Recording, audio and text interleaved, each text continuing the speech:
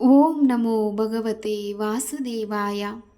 ಶ್ರೀ ಗುರುಚರಿತ್ರೆ, ಶ್ರೀ ದತ್ತಾತ್ರೇಯ ಚರಿತ್ರೆ, ನಿತ್ಯ ಪಾರಾಯಣ ಗ್ರಂಥ. ಅಧ್ಯಾಯ 16. ಶ್ರೀ ಗುರುಭ್ಯೋ ನಮಃ. ಹರಿ ಓಂ.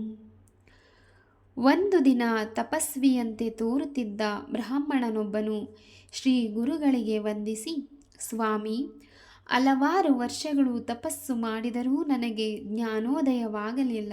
ಆದರೆ ತಮ್ಮ ದರ್ಶನ ಮಾತ್ರದಿಂದಲೇ ಪುನೀತನಾದೆ ಎಂದನು. ಅದಕ್ಕೆ ಶ್ರೀ ಗುರುಗಳು, ಗುರುಗಳಿಲ್ಲದೆ ನೀನು ತಪಸ್ವಿ ಹೇಗಾದೆ ಎಂದು ಕೇಳಿದರು. ಆ ಬ್ರಾಹ್ಮಣನು, ಆಗ ನನಗೊಬ್ಬ ಗುರುಗಳಿದ್ದರು. ಅವರ ಬಳಿ ಬಹುಕಾಲ ಸೇವೆ ಮಾಡುತ್ತಿದ್ದೆ. ಆದರೆ ಅವರು ಸದಾ ನಿಂದಿಸುತ್ತಾ ಇದ್ದರು. ಇದರಿಂದ ಕುಪಿತನಾದ ನಾನು ಹೊರಬಂದೆ ಎಂದನು. ಆಗ ಶ್ರೀ ಗುರುಗಳು, ನೀನು ಗುರುದ್ರೋಹಿಯೇ ಸರಿ. ಗುರುಗಳ ಗುಣದೋಷಗಳನ್ನು ಎಣಿಸಬಾರದು. ಗುರುದ್ರೋಹಿಯಾದ ನಿನಗೆ ಮೋಕ್ಷ ಸಿಗುವುದಿಲ್ಲ ಎಂದರು. ಆಗ ಆ ಬ್ರಾಹ್ಮಣನು, ಅಜ್ಞಾನಿಯಾದ ನನಗೆ ಗುರುಗಳ ಮಹತ್ವ ತಿಳಿಯದೆಂದು ಗುರು ಸೇವೆಯನ್ನು ಹೇಗೆ ಮಾಡಬೇಕೋ ತಿಳಿಸಬೇಕು ಎಂದು ಕೇಳಿದನು. ಹಿಂದೆ ದೌಮ್ಯರೆಂಬ ಋಷಿಗಳಿದ್ದರು. ಅವರಿಗೆ ಹಾರುಣಿ, ಬೈಂದ ಮತ್ತು ಉಪಮನ್ಯು ಎಂಬ ಶಿಷ್ಯರಿದ್ದರು. ಒಮ್ಮೆ ಗುರುಗಳು ತಮ್ಮ ಶಿಷ್ಯರನ್ನು ಪರೀಕ್ಷಿಸಿದರು. ಮೊದಲು ಹಾರುಣಿಯನ್ನು ಭತ್ತದ ಗದ್ದೆಗೆ ನೀರು ಹಾಯಿಸಿ ಬಾ ಎಂದು ಕಳಿಸಿದರು. ಗದ್ದೆಯು ಎತ್ತರದಲ್ಲಿದ್ದರಿಂದ ನೀರೇ ನಿಲ್ಲುತ್ತಿರಲಿಲ್ಲ. ಆಗ ಹಾರುಣಿಯು ತಾನೇ ನೀರು ನಿಲ್ಲುವಂತೆ ಅಡ್ಡವಾಗಿ ಮಲಗಿದನು. ಶಿಷ್ಯನನ್ನು ಹುಡುಕಿಕೊಂಡು ಬಂದ ಗುರುಗಳು ಆತನ ಕರ್ತವ್ಯ ನಿಷ್ಠೆಗೆ ಮೆಚ್ಚಿ ಎಲ್ಲ ವಿದ್ಯೆಗಳನ್ನೂ ಅನುಗ್ರಹಿಸಿದರು. ಆನಂತರ ದೌಮ್ಯರು ಬೈಂದನನ್ನು ಹೊಲಕ್ಕೆ ಹೋಗಿ ಧಾನ್ಯ ತರಲು ಕಳುಹಿಸಿದರು.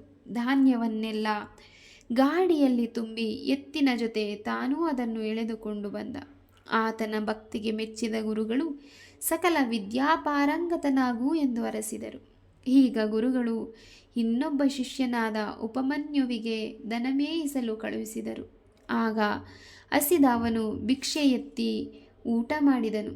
ಮಾರನೆಯ ದಿನ ಗುರುಗಳು ಭಿಕ್ಷಾನ್ನವನ್ನು ಮನೆಗೆ ತರಲು ಹೇಳಿದರು. ಆದರೆ ಮರುದಿನ ತುಂಬ ಹಸಿದ ಅವನು ಆಕಳಿನ ಕೆಚ್ಚಲಿನಿಂದ ಸೋರುವ ಹಾಲನ್ನೇ ಕುಡಿದು ಹಸಿವು ನೀಗಿಸಿಕೊಂಡನು. ಇದನ್ನರಿತ ಗುರುಗಳು, ಎಂಜಲನ್ನು ತಿಂದರೆ ಮಂದಬುದ್ಧಿ ಉಂಟಾಗುತ್ತದೆಂದರು. ಉಪಮನ್ಯುವಿಗೆ ಹಾಲೂ ಸಿಗಲಿಲ್ಲ. ಕೊನೆಗೆ ಅವನು ಎಕ್ಕೆಯ ಹಾಲನ್ನು ಕುಡಿಯಲು ಹೋಗಿ ಅದು ಕಣ್ಣಲ್ಲಿ ಬಿದ್ದು ಕುರುಡನಾದನು. ನಂತರ ಗುರುಕೃಪೆಯಿಂದ ಅಶ್ವಿನಿ ದೇವತೆಗಳಿಂದ ಆತನಿಗೆ ಕಣ್ಣು ಕಾಣಿಸಿತು. ಗುರುಭಕ್ತಿಗೆ ಮೆಚ್ಚಿದ ದೌಮ್ಯರು ಉಪಮನ್ಯುವಿಗೂ ಸಕಲ ವಿದ್ಯೆಗಳು ಬರಲೆಂದು ಆಶೀರ್ವದಿಸಿದರು. ಹೀಗೆ ಹೇಳಿದ ಶ್ರೀ ಗುರುಗಳು ಆ ಬ್ರಾಹ್ಮಣನನ್ನು ನೀನು ನಿನ್ನ ಗುರುಗಳ ಬಳಿ ಹೋಗಿ ಸೇವೆ ಮಾಡು ಎಂದರು. ಆಗ ಆತನು ಗುರುದ್ರೋಹಿಯಾದ ತಾನು ಪ್ರಾಣತ್ಯಾಗ ಮಾಡುವೆ ಎನ್ನಲು ಶ್ರೀ ಗುರುಗಳು ಅವನಿಗೆ ಅಭಯ ನೀಡಿ, ಪಶ್ಚಾತ್ತಾಪದಿಂದ ನಿನ್ನ ಪಾಪಗಳೆಲ್ಲ ಸುಟ್ಟು ಹೋದವು.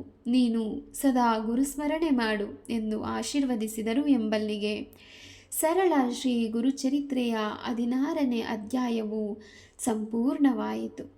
ಶ್ರೀ ದತ್ತ ಹೃದಯಂ.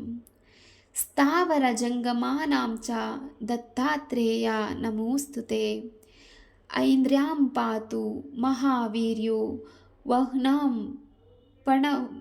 ಪಣವಪೂರ್ವಕಂ. ಯಾಂ ಯಾಂ ದತ್ತಾತ್ರೇಯೋ ರಕ್ಷೆ ನೈಋತ್ಯ ಭಕ್ತವತ್ಸಲಂ. ಪ್ರತೀಚ್ಯಾಂ ಪಾತು ಯೋಗಿಶೋ ಯೋಗಿನಾಂ ಹೃದಯಸ್ಥಿತೇ.